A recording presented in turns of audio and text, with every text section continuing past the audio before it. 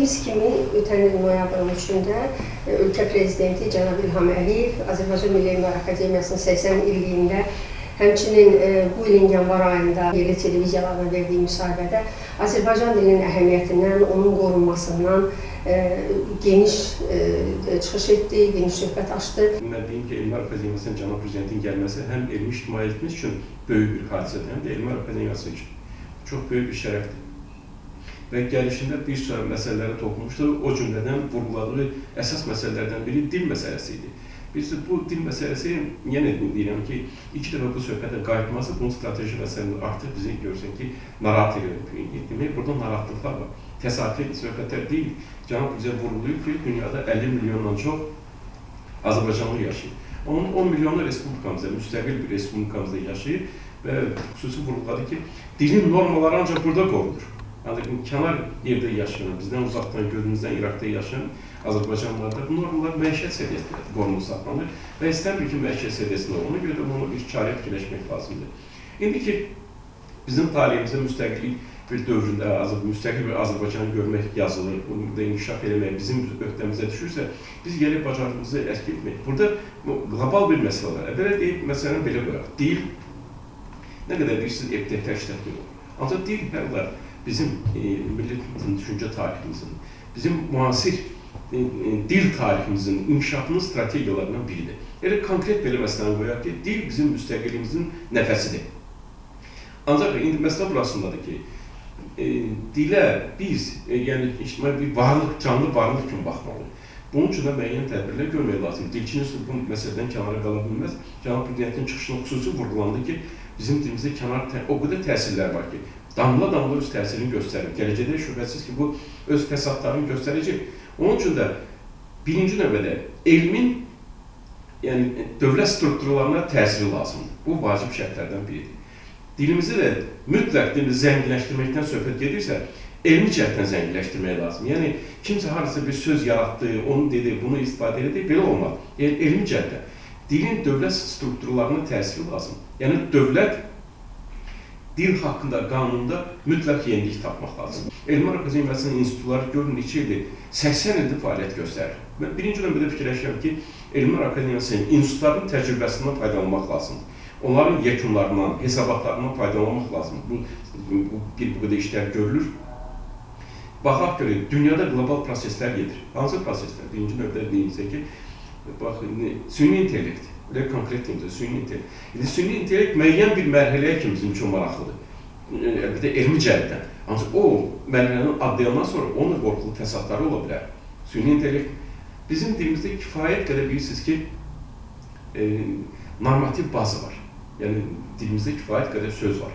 Ancaq bu sözlərin hüquqi sənədləşdirməsi bilirsiniz ki, İstər Ulu Öndər, Heydər Əliyevin vaxtında olub, istərsə də cənab prezident dəfələrlə bu mövzuya qayıdıb, sərəncamlar verilir, fərmanlar verilir, bu məsələlə bağlı dəfələrlə oldu söhbətə.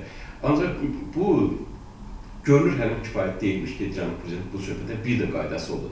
Bu da təsadüfi deyil, çünki bilirsiniz ki, normativ bazamız daim yeniləşir, inkişaf edir. Bunun üçün də müəyyən məsələlərə diqqətlə yanaşmaq lazımdır. Məsələn, bayaq deyilən süni intellektin imkanlarına istifadə etmək lazımdır. Başqa bir tərəflər var ki, bir şey yaddan çıxarım ki, dil bizim milli təhlükəsizliyimizdir. Buradan başlamaq lazımdır. Cənab prezident təsadüfi, yəni bu söhbətləri elməkdə, maarifləndirməkdə şübhəsiz ki, müstəsna bir xidmət göstərir. Məsələn, yenə də, biz bax, bunun üçün nə etmək lazımdır? Birinci növbədə bizim dərsliklərdən başlamaq lazım. İnsanları mütləq maarifləndirmək lazım. İctimai şuuru yeniləmək lazımdır. Mütləq dərslikləmək lazım. İkinci məsələ, məsələn, bizim terminologiyamızı unifikasiya etmək lazımdır. Adətən belə fikirlər səslənir. Ortaq terminologiya yaratmaq lazımdır, ortaq ədəbi dil yaratmaq lazımdır. Bizə elə ki, bu mümkün olan məsələ deyil, ortaq ünsiyyət ola bilər. Sinonimlərdən ibarət terminoloji bazı yaratıla bilər. Ancaq hansısa bir dili götürüb, onun üzərində bir əməliyyat aparmaq ki, bunu ortaq dil kimi götürür, ortaq terminologiya kimi, bu mümkün olacaq deyil. Çünki hər bir dövlətə, hər bir dövlətin tutaq ki, elminə müstəqil şəkildə sözlər daxil olur. Küll halında eyni vəziyyətdə Qazax dilinə, eyni vəziyyətdə Özbək dilinə, yəni Azərbaycan daxil olmur. Hər dilin özünün inkişaf perspektivlər inkişafı var. Buna uyğun olar. Bəlkə bizdə olan söz Özbək dilində yoxdur. Bəlkə özbək dilində olan daha maraqlı sözlər qədimdən saxlayıblar, bugün də işlədilər, bu dövriyədə var. Yəni biz bunları müdaxilə edə bilmirik. Ona görə söhbət konkret Azərbaycan dilindən gedirsə, Azərbaycan dilinin məsələn, bu fəsadlardan qorumaq lazımdır. Kənar qüvvələrdən, kənar sözlərdən bir qədər qorumaq lazımdır. Əsas məsələlərdən biri, insanlar nə qədər enerjisini qoyurlar tərcüməyə. Nə qədər bunun qabağını almaq üçün, o enerjinin qabağını, o vaxt itkisinin qabağını almaq üçün ən böyük məsələlərdən biri və digər ən birincisi tərcümə alqoritmlərini yaratmaq lazımdır. Var bizdə, ancaq o səviyyədə deyil. Tutaq ki, biz xarici, əcnəbi alqoritmlərdən istifadə edib, özümüzə qoşuruq, istifadə edib milli alqoritmlər yaratmaq. Və ya olduğu halda dilçiliklə tutaq ki, proqramistləri birləşdirmək lazımdır. Bunun Elmlər Akademiyasının kifayət qədər gücü var. Yəni, əgər bunları qovuşdura bilsə, şübhəsiz ki, çox böyük bir məsələlərdə irəli getmiş olarıq. Biz bunları qorumaq üçün, bax, indi xarici dillər, sizin o dedikləriniz də ərəb dilindən keçmə sözlərdir filan. Yəni, bunlar da xarici dillərin ümumiyyətlə dilimizə təsiri böyükdür. Dilimizin orijinallığını qorumaq üçün nə etmək lazımdır? Bizim dilimizdə xeyli sayda ərəb sözləri var. Yəni, bu bizim günahımızdan olmayıb ki, bu. Bilmirəm, siz fikir verdiniz, adətən biz danışanda, dildən danışanda və ya dövlətçiliyimiz tariximizdən, dövlətimizin tarixindən danışanda imperiyalarla danışırıq ki, hansı imperiyaların tərkibində olur və Məsələn, mən birinci dəfədir ki, Cənab Prezident öz çıxışında dedi ki, müstəmləkələrlə tərkibində olmuş. Bu düz ifadədir. Zamanında Ərəb xilafətinin əsiri altında olmuş. 11-ci əsrdən sonra Farsların hakimiyyəti altında olmuş. Bir müddət gedib 1222-ci il tutaq ki, bir zaman kəsiyində Monqolların hakimiyyətində olmuşdur. 19-cu əsrdə Ruslar burada hakim deyiliblər. Birisi, bax, bu tarixi gediş dilə təsir etməyə bilməz. Mütləq şəkildə dilə təsir edir. Ərəb dilindən bura kifayət qədər sözlər daxil oldu. Fars dilindən kifayət qədər bura sözlər. Hələ mən demirəm, Monqollar 800 il bundan qabaq gəliblər, gedib. Qısa Monqol dilində bizim at sözü var, mizraq sözü var. Biz bu sözləri dildən çıxara bilmərik. Artıq bu bizim tariximiz, talihimizdir. Bizim dil bazamızda kök türk sözləri dayanır. Bunu heç kim inkar edə bilməz. Ancaq bu sözlərin ərəb, fars sözü olun və s. sözləri olması, onun da qoxusu yoxdur. Niyə? Bu sözlər bizim dilimizdə qalmağına baxmayaraq, bu sözlər bizim dilimizdə söz yaradıcılığı arsenalına qoşula bilmirlər. Bizim dilimizdə söz yarada bilmirlər.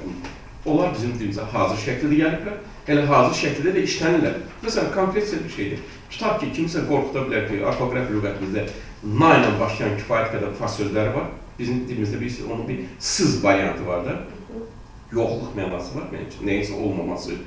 Na sözü bizim dilimizdə bir kişi sözünə qoşular. Qalan bir dənə sözümüzə qoşula bilmir və bizim dilimizdə bir fəsad törədə bilmir ki, bəli, ərəb şəkilçisi gəlsin, qoşulsun bizim dilimizdəki sözlərə və bizdən yeni sözlər yaransın. Belə şey yoxdur, ola da bilmir. Çünki bizim dilimiz argumentativ dil sisteminə daxildir. Bizim dilimizdə yeganə bir yol var ki, söz əvvəldə şəkilçi heç bir rolu yoxdur, orta şəkilçimiz yoxdur, söz sonuna gedən şəkilçilərimiz var. Şəkilçi ancaq sözün kökündən birləşə gedir. Dəmir, dəmirçi, dəmirçilər, dəmirçilərin, nə qədər istəyirsiniz görürsünüz, sözün sonuna doğru. Əvvəldə gələn ərəb şəkilçisində, fars şəkilçisində heç bir rolu yox. Onlar bizim dilimizdə işləniblər, vaxtında, zamanında gəliblər həmin xalqa. İndi isə bir şeyə diqqət yetirin ki, necə oldu ki, bu boyda xalq, ərəb gəldi, fars gəldi, Azərbaycan dili sağ qaldı, salamat qaldı. Bu dilin gücündədir. Dil o vəziyyətə saldı ki, ərəb dili də burada asimilyasiya olundu, fars dili də burada asimilyasiya olundu. Ərəblərin özü də, farsların özü də burada asimilyasiya olundu. Ancaq izləri qaldı. Şamaxıda görürsünüz nə qədər ərəb şalvar, ərəb uşağı, Ağsuda və xeyli kündlərdə bu adlar qalır. Ancaq o demək deyil ki, bunlar ərəblərdir. Onlar çoxdan asimilyasiya olundu. Bu dilin gücündəndir. Dilin gücündəndir. Bax, indi biz dilin zənginləşmə danışanda 20-ci əsrin əvvəllərinə kimi mən sizə deyim ki, bu ərəblərin təsiri var, ərəb dilinin, farsının təsiri qalmışdır. Ancaq ondan sonraki mərhələdə, xüsusilə Sovet dövründə rus dilinin təsirinə başladı dilimizə yeni sözlər gəlmək. Burada da başqa bir naqislik yarandı. Məsələn, mətbuatda, elmi dərsliklərimizdə və yaxud da elmi monoqrafiyalarımızda hamısı belə bir naqis termin işlədi. Rus dili və rus dili vasitəsilə dilimizə keçən sözlər. Bu nə demək istəyir? Bu örtbasdır eləmək istəyir ki, bizim dilimizdə sözlər rus dilindən gəlib. Yəni, yaxşı ki, demirlər ki, rus mənşəli sözlər. Bizim dilimizdə rus mənşəli sözü yoxdur. Olsa barmaqla sayılar, çubuğun, yaruz. Bizim dilimizdə sözlər mənşət səviyyəsindədir. Özünüz siz sevirsiniz. Padnos, semiçka, stek fikir verirsiniz. Bu elmi səviyyədə rus dilinin özü əcnəbi dillərdən alıb bu sözü. Ancaq sadəcə bizim imkanımız yox idi Avropaya çıxaq. Qapılar bağlı idi. Müstəqillik qazanandan sonra biz qapılarımız açıldı. İstənilən bir nomenklatura bizim dilimizə daxil oldu. Cənab Prezidentin çıxışına diqqətlə baxsaq, görürsünüz orada belə bir ifadə var. Dili qorumaq lazımdır. Mütləq şəkildə qorumaq lazımdır. Bizim dilimizdə elə bir fikir, elə bir yoxdur ki, onu öz dilimizdə ifadə edə bilmir. Ulu Öndər o zamanda deyir ki, əgər bu dildə esse yazmaq mümkündürsə, şeir yazmaq mümkündür, hekayə, roman demək bu dünənki dil deyil. Bu minillərin dilidir ki, cilalanıb. İndi biz bu dildən son dərəcə görürük necə peşəkarcasına istifadə edirik. Bütün normalarımız qaydasındadır. Hətta məsələn ki, ən yüksək səviyyədə normalarımız 20-ci əsrin 70-80-ci illərində. Ən yüksək səviyyədə normalar bitkin. Norma nədir?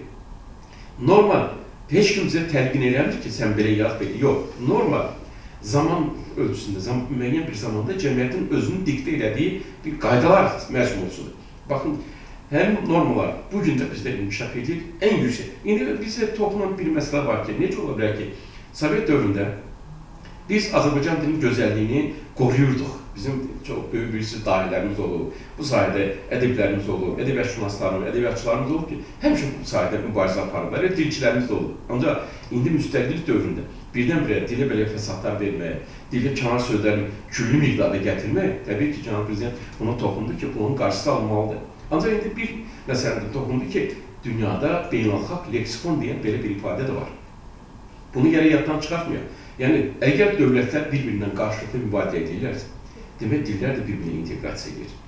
Əgər cəmiyyəti bir əşkər bilirsə, cəmiyyətdə bir ictimai hadisə baş verirsə, bizim cəmiyyətdə bu rezonans doğurur. Onu dərhal bir ad tapıb demək düzgün deyil. Bu hadisələr istənilən dövlətin tarixində olub. Cənab Prezident bu yaxında dialektlərlə bağlı bir sərəncam verdi. Bu çox böyük hadisədir yəni. Dialektlərdə, bizim dialektlərdə yoxdursa, Türk dillərinin dialektlərindən tapmaq. Və nəhayət belə bir məsələ qoyulur ki, əgər o söz tapılmırsa, başqa Türk dillərlə, kök dilimiz birdir, eynidir, müstəqil inkişaf yolu keçmişik. O dillərdən tapmaq lazım. Əgər bütün bu vasitələr tükənirsə, onda nə etmək lazımdır? Onda əcnəbi dildən söz almaq, yəni kənar dildən söz almaq lazım.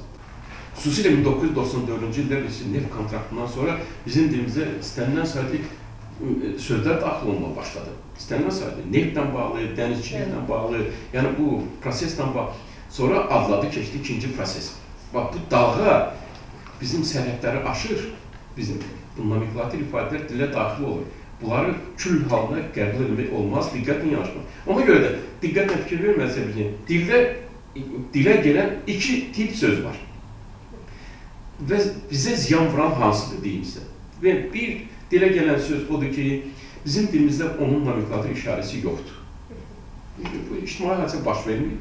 Belə bir cəmiyyətimizdə əşya yoxdur. Ona görə də bu dilimizə gələndə, işləyən bir hadisə gələndə biz bunu mütləq gərək nəzərə alıb o sözü götürürük. Məsələn, konkret deyim, müəyyən bir ox ətrafında müəyyən bir cihazı tarazlayan cihaz bir bu qədər sözü deyincə, tutaq ki, bizdə balansir deyilən bir anlayış var. Maşın qayma termini. Çox rahat bunu işlədə bilərik. Bu bizim dilimizə ziyan vurmur. Məsələn, bir çek termini var, break. Bunun da mənası nədir?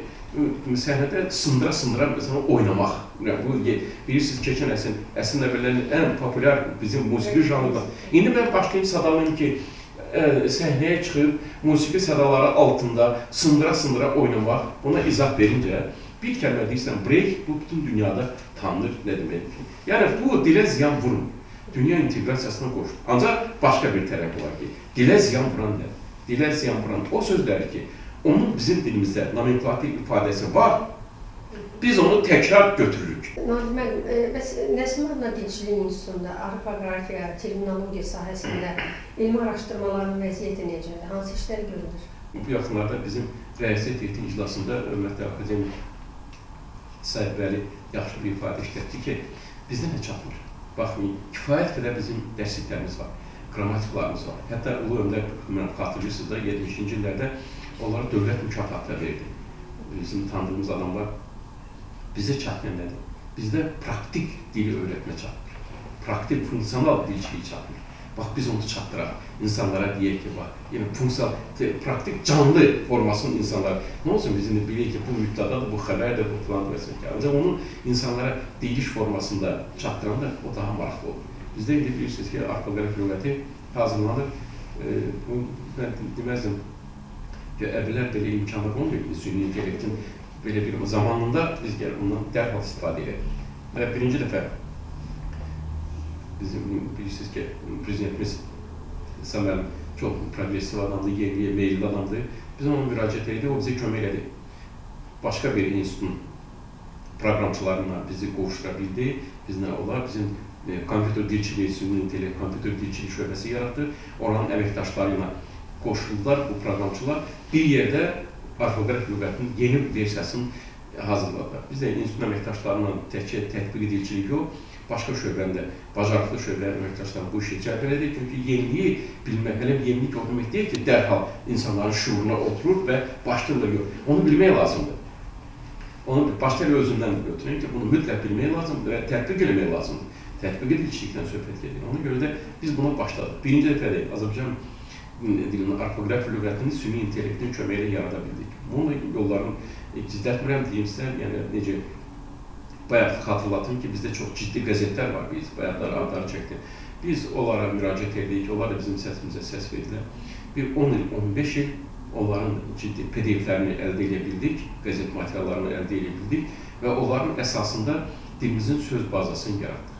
Çap ərəfəsində biz güman edirdik ki, bu lüğəti yekunlaşdırmışıq və bunu çap ərəfəsində Cənab Prezidentin bu çıxışları diqqətimizlə yayılmadı. Onu bir fikirləşdik ki, bir də bu sözlərə baxaq, diqqətlə əl gəzdirək, baxaq, görək doğrudan da burada bəlkə lazım olmayan sözlər var, artıq sözlər var, yəni işlək olmayan sözlər var. Xüsusilə terminologiya sahəsində. Bizə o terminlər lazımdır ki, dildə həm elmi sahəyə xidmət edir. Termini çox işləndikcə, hətta ümumştək sözə də çevrilir. Bizim danışıq dilimizə də keçir. Bütün bunlar hamısını nəzərə alıb, yenidən təkmilləşmə işini aparır. Və yenə xatırlatmaq istəyirəm ki, o öndər deyildi ki, bu dil bizə babalarımızdan qalıb. Onu qorumaq lazımdır. Biz də dilçi institutu olaraq elə işlər görməliyik, elə tədqiqatlar aparmalıyıq. Yəni işimizi o yöndə qurmalıyıq ki, bu dili gələcək nəslə bitkin şəkildə, tam şəkildə, güclü şəkildə çatdıraq. Çox sağ olun. Təşəkkür edirəm sizə müsahibəyə görə.